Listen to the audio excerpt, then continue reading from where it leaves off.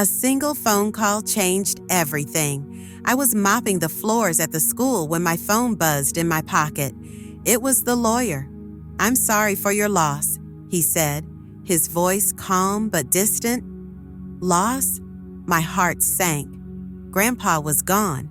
The only family I had left, the only person who had ever truly cared about me, was gone. But then came the real surprise. "He left you something," the lawyer continued. "A cabin." A cabin?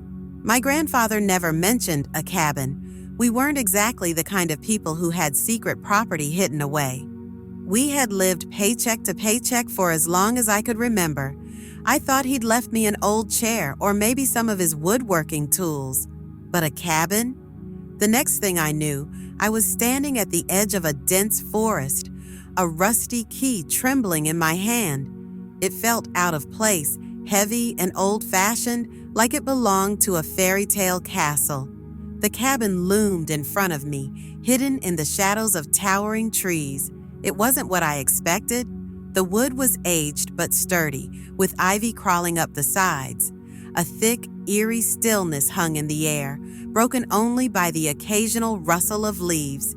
I stood there for what felt like forever, staring at the heavy wooden door. It seemed to stare back at me. Finally, I slid the key into the lock. The door creaked open slowly, like it hadn't been touched in years. My breath caught in my throat as I stepped inside. I couldn't have imagined what was waiting for me on the other side. When the lawyer mentioned the cabin, I almost laughed. A cabin? My grandfather never told me about owning any cabin. I'd spent countless afternoons listening to his stories about his younger days, how he built furniture from scratch, how he loved camping, how he met my grandma. But never, not once, did he say anything about having a cabin deep in the woods. I asked the lawyer if he was sure. Maybe there'd been some kind of mistake. But he just nodded, shuffling through some papers. "It's yours," he said firmly. "Your grandfather was very clear about that. He wanted it passed directly to you, no one else." That gave me pause. Why me? Why not sell it or leave it to charity? Why would he keep something like this a secret? I had so many questions, but the lawyer just gave me a tight smile and handed over an envelope. Inside, there was a key, heavy, rusted, and ancient-looking, like it belonged to another time. It was wrapped in a piece of paper with my grandfather's handwriting. "Trust your instincts." I frowned, flipping the paper over, but that was all it said. The lawyer must have noticed my confusion because he cleared his throat. "Your grandfather, he was a private man, but he did say one thing about the cabin before he passed." I leaned in, desperate to know more. "He said to tell you, some doors are meant to stay closed." His words sent a chill down my spine. What did that even mean? Was it just an old man being cryptic, or was there something he was trying to protect me from?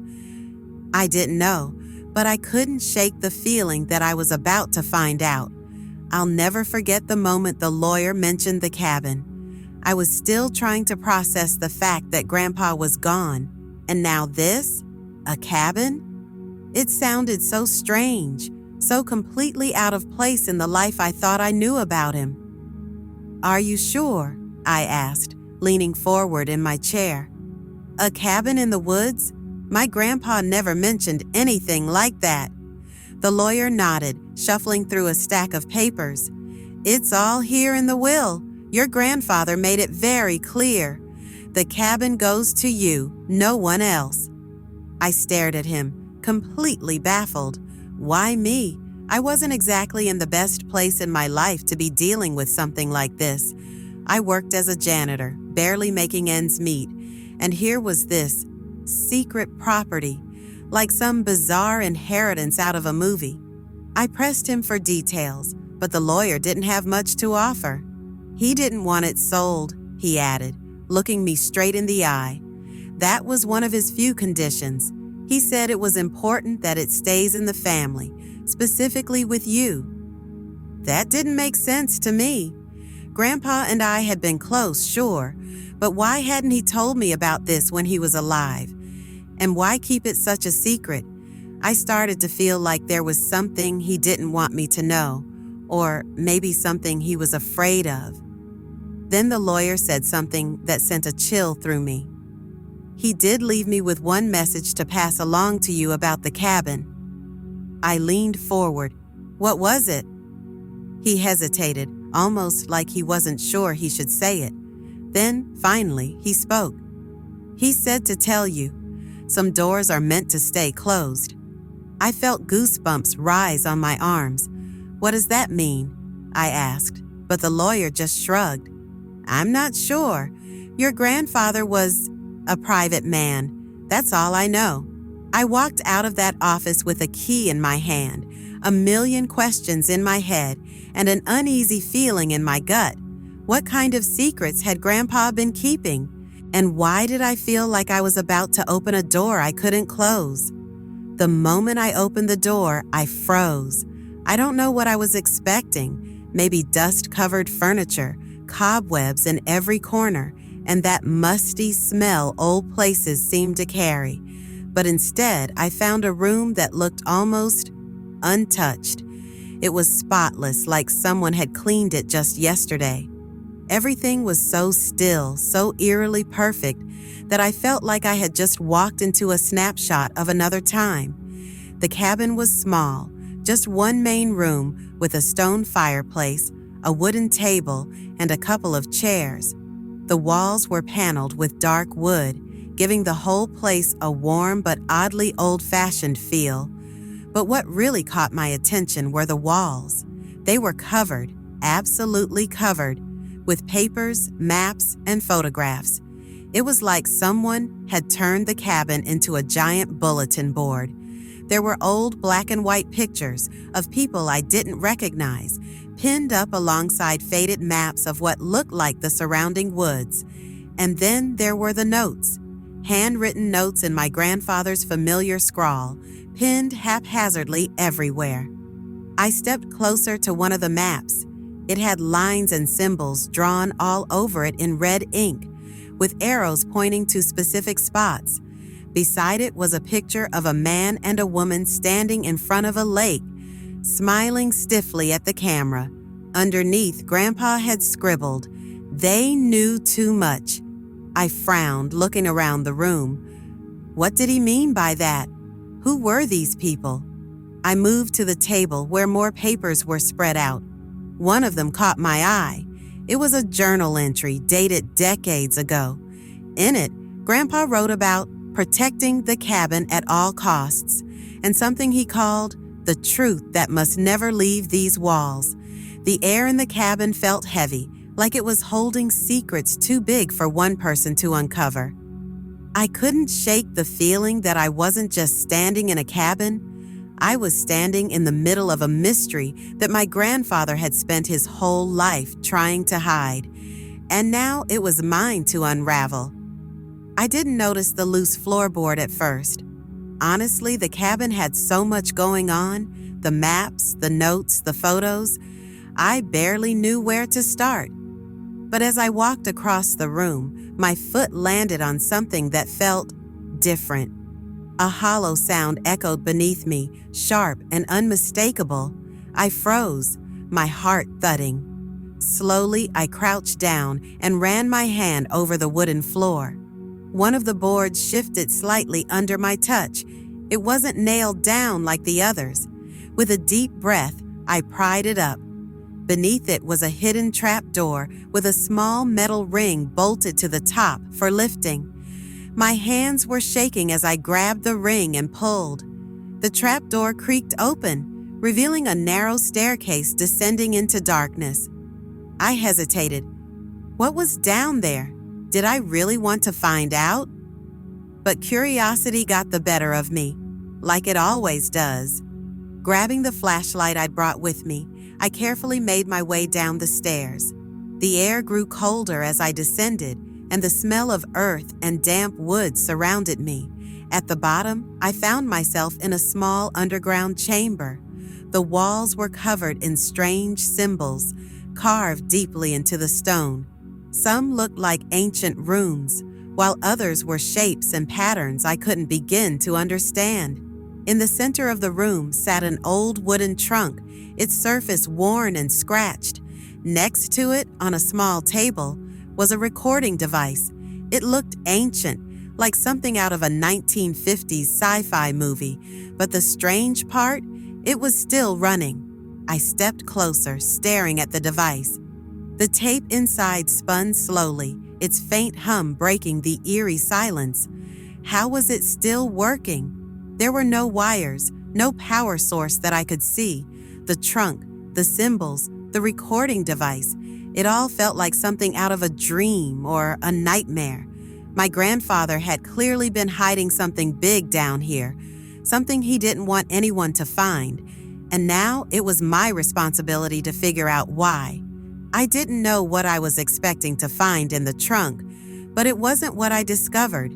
The trunk was locked, but it wasn't hard to open. There was no heavy mechanism, just a simple old-fashioned latch. I pulled it open, and inside, stacked neatly, were a series of letters and documents, yellowed with age but surprisingly intact. My hands trembled as I lifted the first letter from the pile. It was addressed to someone named Alec, a name I didn't recognize. The handwriting was faint but legible. It was my grandfather's writing, no mistaking it. I carefully unfolded the letter and began to read. "The time has come. Our duty is more important now than ever. The secrets we guard are no longer safe in the hands of the few. The cabin holds what we must protect, and you, my friend, must continue the work." I paused, my heart racing. What was this about? What was he protecting? I moved to the next piece of paper, a map of the local area, but this wasn't any ordinary map. It was covered in strange markings, lines, circles, and symbols that seemed to mark specific places in the woods. In the corner of the map, my grandfather had written a note. "The key is here. We are the guardians." As I flipped through the documents, I found more letters, all referencing a secret society my grandfather had belonged to. They called themselves the Custodians. Their mission, to guard something ancient, something powerful, something hidden in the very cabin I was standing in. One letter caught my attention more than the rest. It was dated just a year before my grandfather died. He wrote, "If anything happens to me, the responsibility will fall to you. You must protect the key, Emily. The fate of humanity depends on it." My head spun. The key? What was this key? And why had my grandfather spent so much of his life protecting it? The pieces were starting to fit together, but the picture was far from clear. One thing was certain, whatever my grandfather had been guarding, it wasn't just a family heirloom. It was something far bigger, something that could change everything. I couldn't ignore it now. I had to figure out what was hidden in the cabin, what my grandfather had protected with his life. I couldn't believe what I found in the journal entries. Hidden among the letters and maps was a series of blueprints, detailed technical diagrams that made no sense at first glance. They were drawn by hand, but the precision of them was astounding, far beyond anything I would expect from my grandfather. I squinted at the pages, trying to make sense of the designs. The first few pages were just sketches, metal frames, wiring, and strange components that looked like nothing I'd ever seen before. The more I flipped through, the more complicated it became. There were diagrams of circular chambers, rotating discs, and bizarre symbols that seemed to have no clear meaning. But then I noticed something that stopped me cold. At the center of one of the designs was a large machine, almost like a generator, but unlike anything I had ever encountered. Its purpose was unclear, but one part of the design clearly showed a pair of interlocking rings, positioned next to a glowing core. There were other symbols on the blueprint too, like runes or equations, that hinted at something far more advanced. I felt my pulse quicken. Was this machine connected to the strange symbols in the underground chamber? Was it possible that my grandfather was working on something bigger than I ever imagined? As I continued to study the blueprints, I came across a journal entry that sent chills down my spine. It was dated just a few months before he died. The machine is almost complete, but it's not ready. It needs one final adjustment, one final piece. I don't know how much time I have left, but I must finish it. They will come for it. Who was he talking about? They? The weight of the words hung in the air as I reread them over and over. What did the machine do? The more I thought about it, the more certain I became that this wasn't just a mechanical device. It was something otherworldly. I ran my fingers over the blueprints, the design now haunting me. Time manipulation, interdimensional travel? It was insane, but the idea of it felt more and more real the longer I stared at the pages. And whoever they were, I had a feeling they were getting closer. It was late, too late, and I was lying in bed trying to sleep. The cabin was quiet, but the silence felt suffocating, like something was waiting just beyond the walls. I tried to shake the feeling off, turning over under the heavy blankets, but then I heard it. First, a faint rustling sound, like something or someone moving outside. I sat up, straining my ears. Then footsteps, slow, deliberate, like whoever was out there didn't care about being heard. My heart began to race. I crept out of bed and moved quietly to the window, careful not to make a sound. I peered out into the dark, trying to see through the thick glass. At first, all I could see was the silhouette of the trees, their branches swaying in the wind. But then I spotted them, 2 men. They were standing near the cabin, dressed in black suits, their movements precise, almost mechanical. They seemed to be searching for something, rifling through the bushes, checking the ground like they were looking for a hidden object. My breath caught in my throat. Who were they, and why were they here? I leaned in closer, trying to get a better look. One of the men spoke, his voice low but clear. "She doesn't know yet. Keep her alive, for now." My blood went cold. I pulled back from the window, my pulse hammering in my ears. Keep me alive? For what? What did they want with me? I backed away from the window, my mind spinning with questions. The words echoed in my head, but I couldn't make sense of them. They weren't here for the cabin. It had to be me. I was the one they were after. I glanced around the room, my eyes landing on the journal my grandfather had left behind. What had he been protecting? What was so important that these men would be willing to risk everything to find it? Suddenly, the feeling of being watched washed over me. I wasn't alone in this cabin anymore. These men were here for something I didn't understand, but I had to figure out before it was too late. I had no choice but to confront whatever secrets my grandfather had hidden. I couldn't stop thinking about the machine, what it was supposed to do, why my grandfather had built it. The blueprints were still spread out on the table in front of me, and I couldn't resist going back to them. My mind was racing with possibilities. Time travel, alternate dimensions. Could it be true? As I bent over the diagrams again, I noticed something I hadn't before. One of the symbols was glowing faintly, just a small pulsing light that seemed to be coming from the base of the machine. My hands shook as I reached for it, thinking it was some sort of indicator. Maybe I had to activate it somehow. I wasn't sure what I was doing, but I couldn't stop myself. I pushed a button on the side of the machine, just like the diagram suggested, and then nothing. At first, it seemed like nothing happened, but then the air around me grew still, and the low hum of the machine grew louder, more intense. Suddenly, a light burst from the machine, and a holographic image flickered into view. My heart stopped as I saw my grandfather, his face a little older than the last time I'd seen him, but unmistakably him. He looked right at me, his expression serious, almost urgent.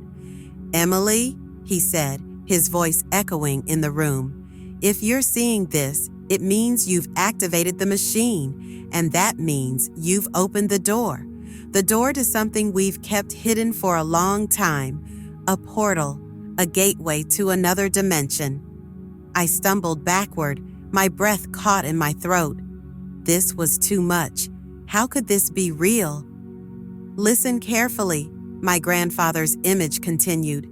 There are people, dangerous people, who want what's behind that door. They will stop at nothing to get it. They want the machine, they want the portal, and they'll do anything to make sure it's in their control. That's why the cabin was built. It's a safeguard. I felt my knees go weak as his words sank in. You're the guardian now, Emily. It's your job to make sure the portal stays locked, that it doesn't fall into the wrong hands. The stakes are higher than you can imagine. The projection flickered, his face growing more intense. Trust no one. You'll know when the time comes. And when it does, you must act swiftly. The light faded, and the room fell silent once more. I was left in stunned silence. A portal? Guardians? This was bigger than anything I could have imagined. I had thought the worst was over, that the truth about the machine and the portal was the hardest part to swallow. But as I went through my grandfather's things, looking for more answers, I came across something that shattered everything I thought I knew about him. It was a hidden folder tucked under a false bottom in one of his drawers. Inside were photographs, grainy images of my grandfather, but these weren't the kinds of photos he'd ever shown me. There were images of him looking distressed, standing in front of a hospital bed, and in one, he was surrounded by men in dark suits, their faces obscured, but their presence unmistakable. My hands trembled as I sifted through the photographs, each one more unsettling than the last. But it wasn't just the photos. It was the documents that followed. Letters, official-looking papers. They were from a hospital, describing his condition in detail. I felt my stomach turn as I read the words. The cause of death is not natural. Suspicion of foul play. I couldn't breathe. My grandfather hadn't died peacefully. He'd been murdered. I skimmed through more papers, piecing the puzzle together. The men in the suits, they weren't just looking for the machine. They had been watching him for years. He had been targeted because of the work he was doing, because he had built something that could change everything. These people, whoever they were, had come after him to take the machine's power. And when they couldn't get it, they killed him to make sure he couldn't stop them. The realization hit me like a punch to the gut. My grandfather wasn't just a man protecting a secret. He had been protecting me and everyone from something so powerful that it could destroy everything. I stood there in the middle of the cabin, holding the papers in my shaking hands, and a terrible choice lay before me. The machine could be the key to changing the world. But if I used it, if I even allowed it to be discovered, the consequences could be catastrophic.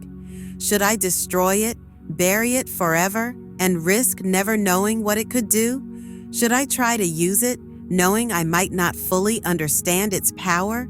Or should I leave the cabin, run, and keep its location hidden, ensuring it stays safe from anyone who would exploit it? The weight of the decision was unbearable. The wind had picked up outside, howling through the trees like some kind of warning. I stood there at the cabin door, clutching my grandfather's journal tightly in my hands. My heart was pounding in my chest, my mind racing as I tried to figure out my next move. The men were getting closer. I could hear their footsteps now, crunching through the fallen leaves, their voices low but unmistakable. They're here, I whispered to myself, feeling the weight of the moment settle in. I had spent days digging through my grandfather's secrets, trying to understand what was happening, but now the truth had caught up with me. Whatever this was, whatever he had been protecting, it was no longer just about him. It was about me now. I was part of something much bigger, something I couldn't escape, no matter how hard I tried. I glanced back inside the cabin, the flickering light from the old machine casting strange shadows on the walls. It was like something out of a nightmare, but there was no running from it. The portal, the machine, the hidden power, it was all real. And it was all my responsibility now. I thought about my grandfather, about the life he had led. He had known what was coming. He had known the dangers and the risks, but he had never told me the full truth. Had he been trying to protect me, or had he been preparing me for something I wasn't ready for? I heard the voices growing louder now, closer. My fingers tightened around the journal, feeling the weight of the decision I had to make. The fate of the machine, of the portal, was in my hands. There was no going back. For a moment, I closed my eyes, trying to steady my breath. "What did you get me into, Grandpa?" I whispered, the words barely escaping my lips. It felt like an impossible question, like I would never have the answer. But I had no more time to wonder. The door creaked on its hinges as the wind howled again, and I stepped back inside. I didn't know what would happen next, but I knew I couldn't run. This was my fight now, and I was ready to face whatever came through that door. This outline provides twists, suspense, and a mysterious tone throughout, while keeping every point unique and progressing the story. Let me know if you'd like to expand on any specific part.